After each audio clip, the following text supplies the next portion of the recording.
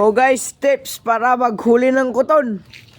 Ginagawa to ni Marcos. Idol Marcos. Oh, ito si Bingkol nandito. Oh yan, naghihintay ng kuton.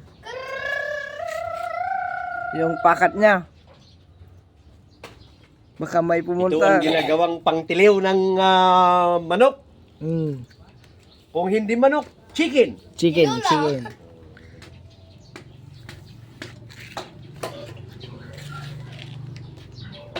Ito yung paraguyod.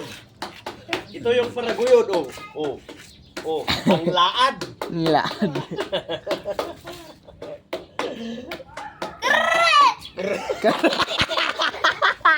Karet ko naman lang. Bulbultit ka nga, ma. O, yan yung tali niya, guys. Ang atidag. Yan, papunta doon para kung may manok, kuton, guguyudin na lang niya. Talaga kayo hihilahin. Hihilahin niya. O yan, naghihintay ng manok. Nandun yung manok, oh. Yan, pupunta na yung manok. Pupunta na. Yan. Oh. Kurok, kurok, kurok.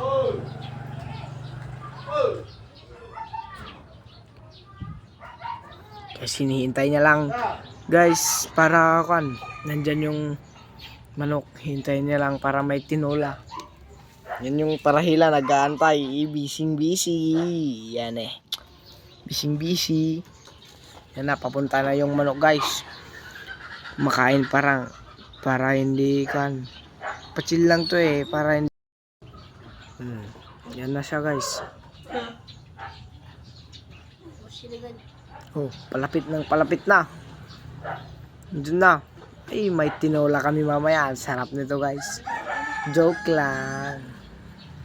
Guys, tip lang to para sa inyo.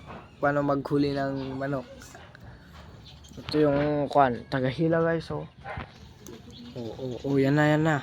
Walang harong scripted to, guys. Walang edit. Oh, may bilit pa doon. You know. Yan. Pati yan. Ito, guys, yan. Papunta na siya. So, nag-aabang yung yung magpapakat. Yan. Andyan na manok ko. Punta na. Oh.